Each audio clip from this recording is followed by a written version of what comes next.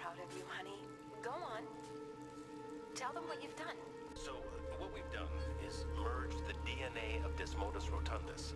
This breakthrough it will prevent and cure deafness in all humanity. Are you getting this, honey? I think so. Is the red light on?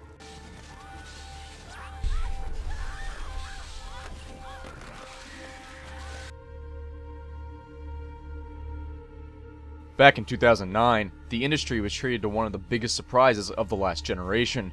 The arrival of Batman Arkham Asylum forever changed AAA development of action-adventure titles, further instantiating a wide array of derivations surfacing as a result of its nearly perfect mechanics. Since then, additional games have been released under the subheading of Arkham, comprising of 2 more by original developer Rocksteady and another installment by WB Montreal. Arkham Asylum's follow-up, named Arkham City, transitioned into a free-roaming environment, and never quite left. WB Montreal's Arkham Origins was practically a reskin of Arkham City's open world, but I still felt that the core game present was good enough to warrant another visit to Gotham. Rocksteady has arrived once again with Arkham Knight, the supposed final product of the series.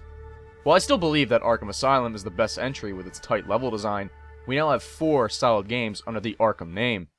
Arkham Knight doesn't quite provide the balanced mix of quality content that its predecessors had, but the core gameplay elements sustained from those previous iterations have been expanded in ways that surpass the high bar they already set.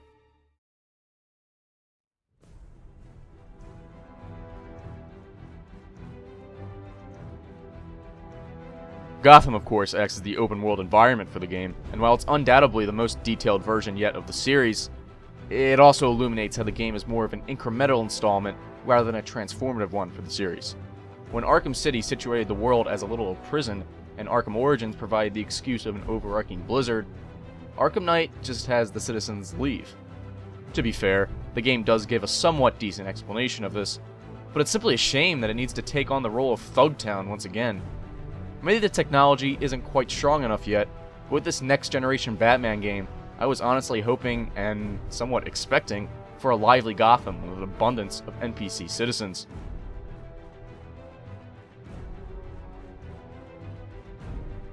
Scarecrow is threatening to pollute the city of Gotham with his new fear toxin, and as a result, Batman begins a mission to locate and halt the villain's plans.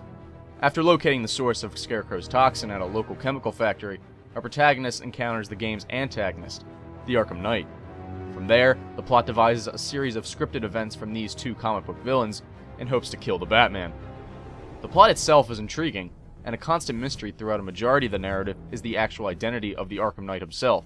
However, keep in mind that a large number of players have already criticized about how this identity is rather obvious, but I'll admit that it was personally a surprise for me.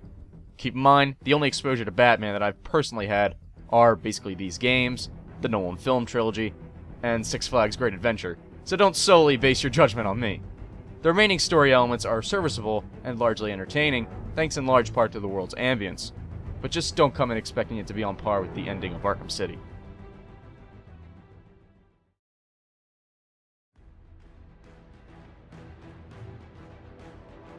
If you've played any other Arkham game previously released, chances are you generally know what to expect in terms of gameplay. Sure, barely anything has been altered mechanically, but a few key additions in the general frameworks make the core experience much improved. Its masterclass melee combat is back and better than ever, now with a complete dual takedown system. While in the midst of a chain combo together, if the fighting situation scripts an additional character present, whether it be Nightwing, Robin, Catwoman, etc., then you have the ability to perform this new move. Not only does it further increment your multiplier, but the entire perspective morphs to that other character. Essentially, you can control these characters in the heat of battle, all while keeping the free-flow combat in sync. The entire implementation can be described no better than the word awesome. Predator situations have mostly moved to outside areas, and the huge addition here is the multi-fear takedown. It's inarguably an awful title, but it's also inarguably the new best feature. Essentially, if there are multiple enemies close enough in a stealth situation, you can take them out quickly in succession as time comes to a halt in between. It can become a tad annoying when armed enemies shoot you in between segments, but the ultimate payoff is almost always satisfying. Traversal is also largely the same as what was incorporated into Arkham City and Arkham Origins, but this time with a somewhat improved grapple hook. It seems you are able to grapple onto a wider assortment of objects around the city, which ultimately makes movement and gliding faster, but it comes at the cost of the fast travel system from Arkham Origins, a great addition from WB Montreal that I wish Rocksteady incorporated here. Instead, we get the Batmobile, which has been coined by Rocksteady as the ultimate fast travel system. However, the Batmobile sees a much larger emphasis than simply getting around Gotham quicker.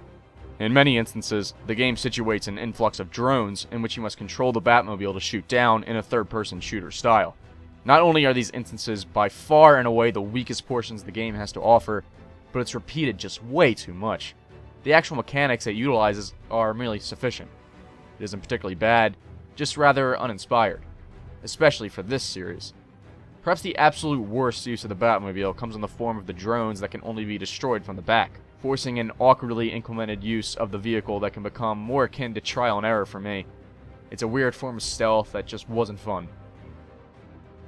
Extra content also floods the streets of Gotham, but this time with a vengeance. There's a total of 243 Riddler challenges to complete, and a ton of other side content. While it was a bit annoying that the ending is specifically locked behind completing all content, I found it more as actual motivation to go back and do everything after the main storyline concluded. Replacing the infamously difficult combat rooms from previous iterations is a larger focus on the augmented reality challenges, half of which are Batmobile related. That said, these challenges are actually notably easier and overall less time consuming. It just kind of sucks that half of them are Batmobile. Which I see as a positive overall, though, because I personally just couldn't get those perfect scores from Arkham Asylum, and this time I can actually finish these challenges.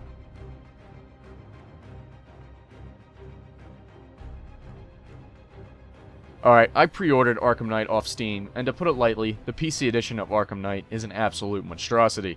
When played on normal settings, the frame rate drops massively, and many people have reported constant crashes on the best builds. When I played on low settings, the game ran good enough on my machine, a GTX 760, for me to play the game to completion, even if it would hitch every now and again in between certain animations. That said, even though I never once experienced a crash myself, this is no doubt a significant issue that is unforgivable. Even though my graphical settings were set to the minimum, the game still looked great.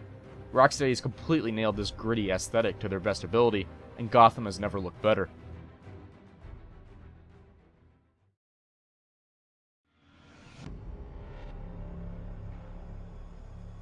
Arkham Knight is the series at its best and worst. Desperate for features, it's clear that the large emphasis on the Batmobile was only implemented as such for fan service, and it's starved for new content. Many aspects of the Batmobile aren't particularly bad, but just painfully mediocre, and ultimately tedious as a result. Regardless, Arkham Knight still didn't leave me with a bad taste in my mouth. Its combat and stealth sections have never been better, and the game is one of the best times I've had with video games so far this year, despite its apparent flaws. I'm still very excited to see what Rocksteady will do next, but I'm hoping they step aside from the Batman. Here's hoping it's something completely new.